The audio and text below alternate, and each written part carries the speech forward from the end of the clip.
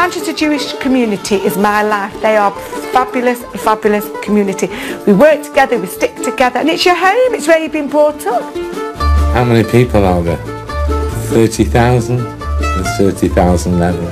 Joel, those are big fish balls. People often comment on my balls. There's two things Jewish people love: eating and clothing. Lost for words. Fantastic. Yeah, I'm a good Jewish boy. My first job was on the bacon counter. Can you believe that, lunatics? Me. I'm a modern Orthodox mum of 3. Got a busy house and I'm a busy person and I try and do good work, and that's who I am. Rabbis don't get time off, and it's a big problem. It's stressful, not easy, difficult, and you've got to deal with very sensitive issues. Food was created by God. Where does Kosher come into it? That's what Israel's about. Everyone comes here. From Salford to Mount Sinai, Jewish life is centred around family, food and festivals. From birth to death, life's key stages are marked by ritual and devotion, and not all of it strictly kosher.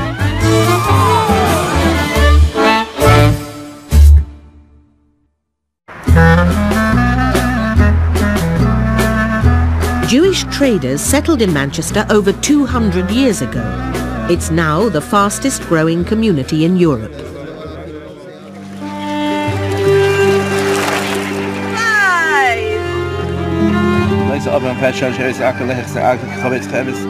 We're leading up to the festival of Yom Kippur, the Day of Atonement.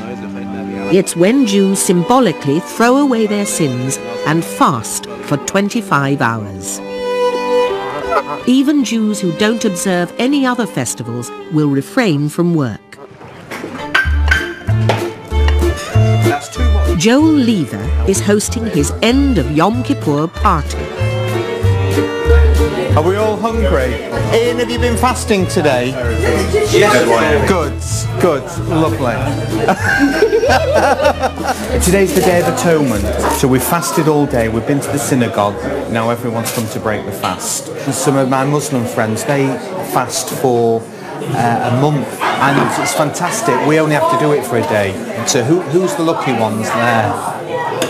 You have to repent for all your sins. We've got a lot, haven't we? We've got a lot of sins. Yeah. So what we're going to do shortly is we're going to go and find a lake somewhere and we're going to throw ourselves in it, cleanse our bodies of all the sins, and then jump out again. Yeah, and then we're done for another year. Done for another year. We can start again.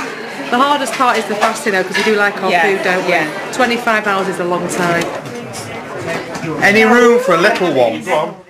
I'm not a religious person.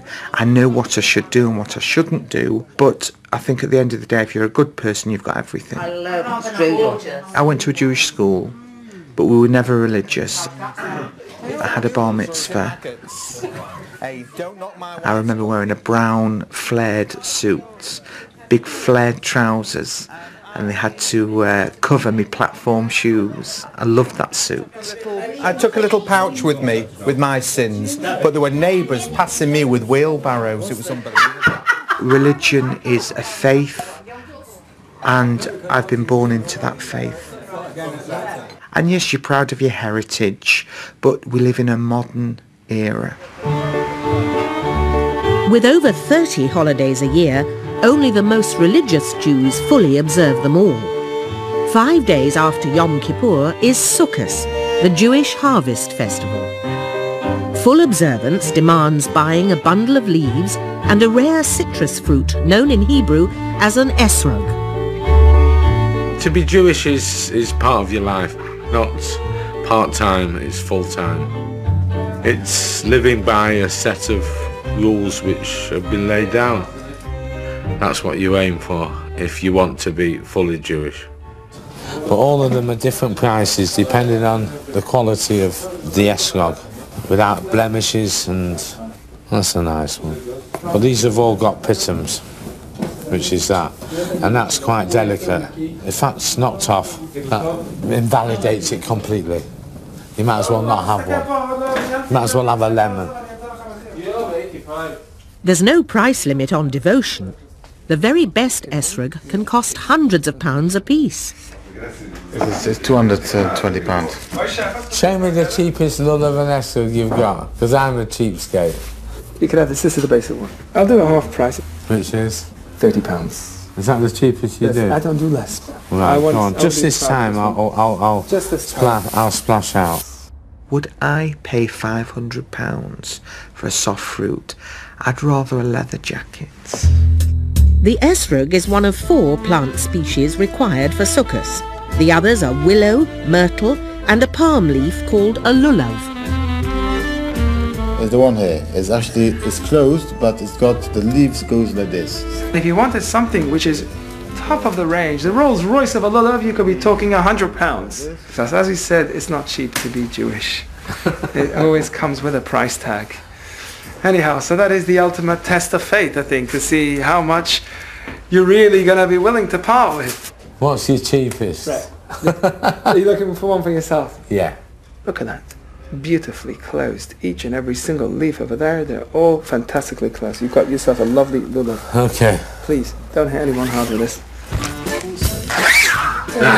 This costs 60p from Tesco's, and this, as we've just seen, costs anything from £25 to £300. That's what they call Jewish inflation. Sukkah serves as a reminder of the 40 years the Jews wandered the desert after leaving Egypt in biblical times. The more religious choose to spend 8 days under the stars in a flimsy hut. My girls at work say to me, are you sitting in a shed?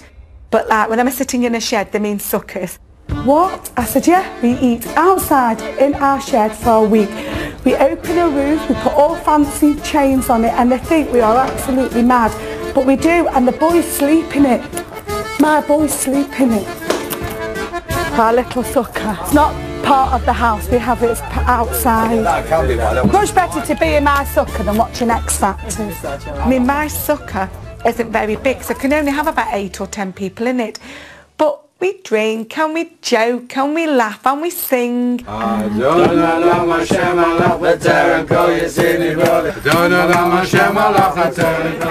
a very busy person, and I'm probably the exception to most Orthodox Jewish women, because a lot of them just do stay at home and make a challah and, you know, go to neshama people. I don't, I have to do everything. It's not men only, everything's men only, this isn't men only. If it wasn't for the women, who would make the holiday? Well, that's what we do. All we do is cook. We'd starve without the women. The Manchester Jewish community prays hard and plays hard. Jewish unity is also one of the themes of Sukkot, drawing together Jews with different levels of knowledge and observance. It's just about giving the kids a good time. That's all it is. Look, I've got nothing against customs and traditions which doesn't interfere with the next person. I know I'm not observant, but I don't feel guilty. Retired businessman Jack Aizenberg lost his faith after surviving the Holocaust.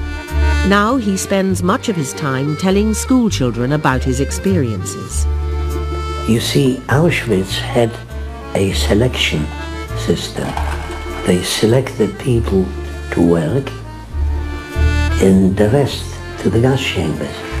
Jack was 19 years old when he came to Manchester in 1945, just one of 300 Jewish orphans who survived the horrors of the Holocaust. They're a dwindling band of brothers, and every week Jack meets up with fellow survivor Sam Laskia. If I have rice, I don't want chapati, do I? You know what I like, don't you? Food was created by God. Where does Kosher come into it? Well, I know from experience, the worst thing in life, the biggest pain is being hungry. The biggest? Pain. Yeah, it's hungry, yeah. Oh. Let me tell How you. can anyone explain what hunger is? You can't explain it. No. You got to feel it. Yeah. If you're hungry, you submit to anything. Anything. You do anything for a piece of bread. We came over together in 1945. We were about 30 of us in Manchester, and we always kept together. But unfortunately, there's not many of us left. I am a survivor. I don't mind being called a survivor. I was tattooed. Yeah, I've got a tattoo on my arm. The trauma that has not gone away, it'll never go away. I think I'll live with it for the rest of my life. Still haunted by the experience, Jack wants to return to Poland to find out why he was the only survivor in his family. L'chaim. That's where we differ. I don't want to go to Poland. I've been once. I saw where I lived. We went to Treblinka. I was in Auschwitz. And this is it. That's for me, it's enough. But to me, to go to Stashov, I could live there. Because that's where I was born. That's where my parents were. And I sometimes experience, honestly, I must tell you, I'm in the gas chamber with them, and I don't mind. You don't mind? No, because I embrace them.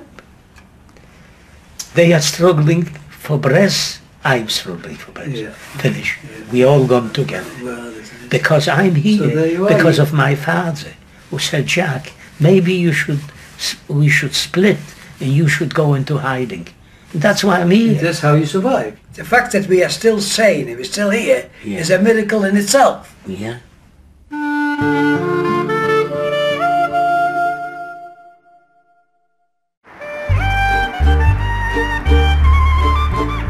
For many Jews in Manchester, there's one place they truly feel at home: Israel.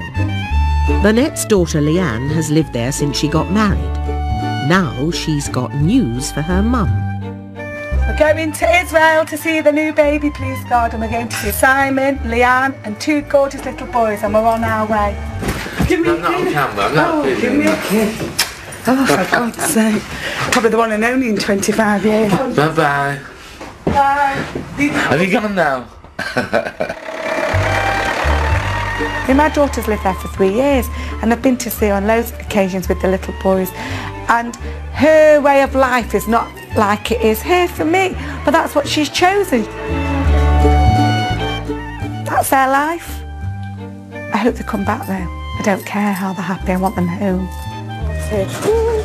This little car gets to Israel, this will be a last, won't it? I'm going to be going down with it. I think most Jewish people have Jerusalem at the heart of their lives. It's the heart of our prayers, and I don't think we should be embarrassed because of it.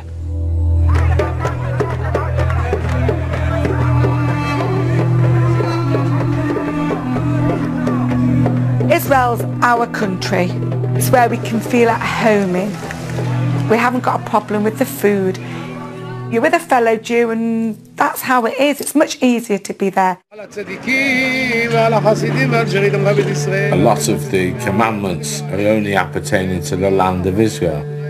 So living outside Israel, you're not a fulfilled Jew. To me, it's a holiday place, it's fun, it's very, very modern. Clubs, restaurants, it's a young country, and it's a fantastic place to holiday. But it's no holiday for Bernette. She's come to Israel to help her daughter's family. They live in one of the most orthodox areas of Jerusalem. This is Hanoch, very, very, very religious area. Nobody has a television, no one has a video, so you won't see my daughter or the grandchildren on this programme. They actually live up there on the 3rd floor in an apartment, really, really nice. This is my usual trip here when I'm with my daughter. Shopping, cooking, helping her, making chicken soup. You can't be without Bernette's mummy's chicken soup. New baby nappies. Everything's kosher in the supermarket. It's a lot easier. I don't have to check. I just buy it. Most people now are moving more to the right, where they are becoming much more religious. My daughter and son-in-law, to other people that are like my friends at home, would say she's more orthodox than me. She wears her hair covered, I don't. And he learns in the yeshiva. My husband doesn't, he works. So cute. They have about 1,000 babies, bless them.